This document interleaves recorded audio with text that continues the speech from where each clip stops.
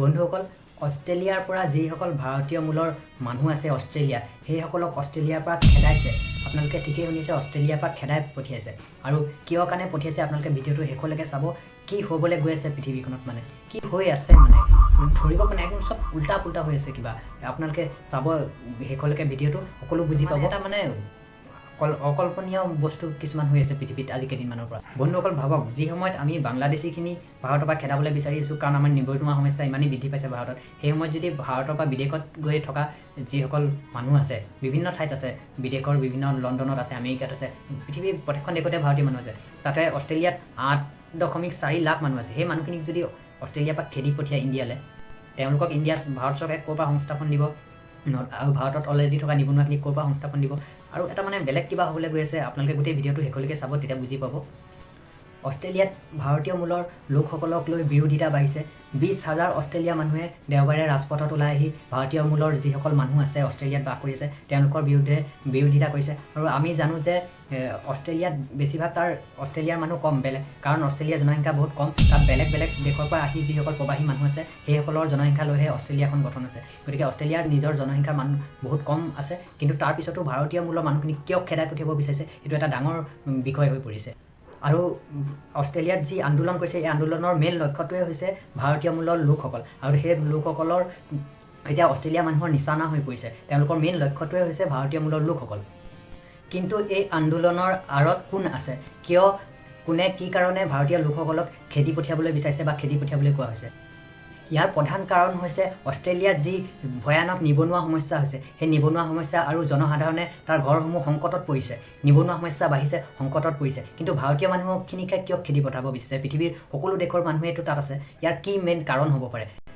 বন্ধুসকল, ব্ৰিটেইনৰ পাছত ভাৰতবৰ্ষই এনেকুৱা এখন দেশ য'ৰ জনসংখ্যা অষ্ট্ৰেলিয়াত গৈ আটাইতকৈ বেছি আছে। ভাৰতৰ জনসংখ্যা অষ্ট্ৰেলিয়াত ইমানেই বেছি আছে যে ব্ৰিটেইন 1 নম্বৰত আছে, তাৰপিছত 2ণ্ডত আছে ভাৰতৰ। আৰু ভাৰতৰ জনসংখ্যা অষ্ট্ৰেলিয়াত প্ৰায় আপোনাৰ 2000 চনৰ পৰা এই 2023 চনৰ ভিতৰত ইমানেই বৃদ্ধি পালে যে আপোনাৰ 8.4 লাখ মানুহ এতিয়া ভাৰতৰ অষ্ট্ৰেলিয়াত আছে 2023 চনলৈকে, এইটো হিচাপ।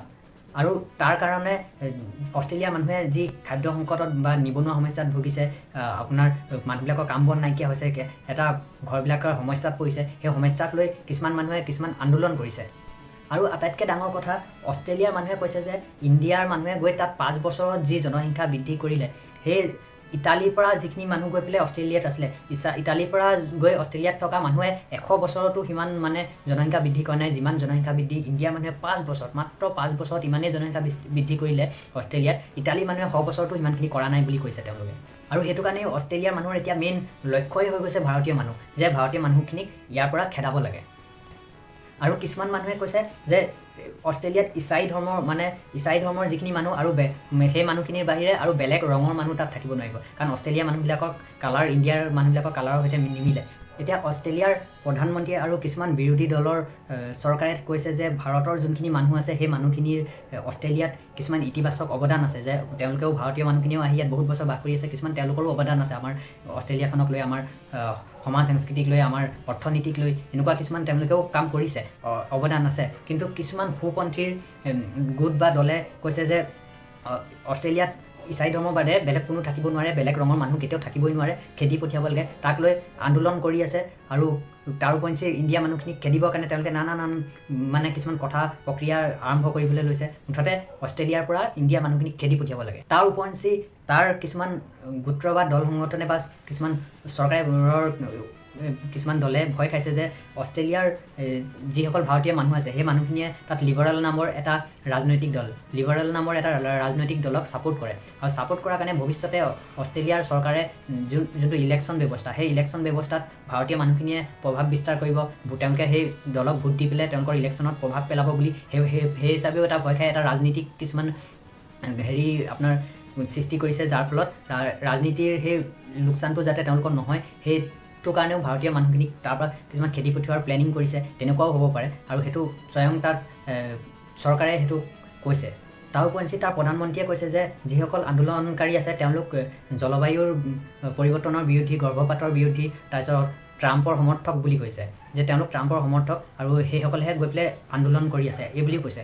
কিন্তু আপোনালোকে ভাবি চাওক, যিটো সময়ত বাংলাদেশৰ প্ৰবাসীসকল যিসকল ইণ্ডিয়াত আছে, সেই আমাৰ বিশেষকৈ নৰ্থ ইষ্টত আছে, সেই অসমত আছে, আমি সেইখিনিক খেদোৱাৰ এটা প্লেনিং কৰি আছোঁ। সেই অৱস্থাত ভাৰতত যিটো নিবনুৱা এটা সমস্যা হৈ আছে, সেই অৱস্থাত যদি আকৌ ভাৰতৰ যিখিনি বহুত মানুহ আছে এতিয়া পৃথিৱীৰ বিভিন্ন দেশত গৈ পেলাই কাম কৰি আছে, চাকৰি কৰি আছে, আৰু আপোনালোকে ভাবিছে ভাৰতৰ পৰা কিছুমান মানুহ গৈ বাহিৰত কাম কৰি আছে, চাকৰি কৰি আছে, কিছুমানে বহুত বাহিৰত বিদেশত আছেগৈ, কোনোবা লণ্ডনত আছে, কোনোবা আমেৰিকাত আছে, আৰু সেইসকলে কিছুমানে তাত কাম কৰি তাতে তেওঁলোকৰ পৰিয়াল বৃদ্ধি হৈছে, তাতে তেওঁলোকে নাগৰিকত্বও লাভ কৰিছে। এনেকৈ গোটেই পৃথিৱীত এতিয়া ভাৰতৰ মানুহ আছে, আনকি অসমৰ মানুহ গৈ পেলাই গোটেই পৃথিৱীত আছে।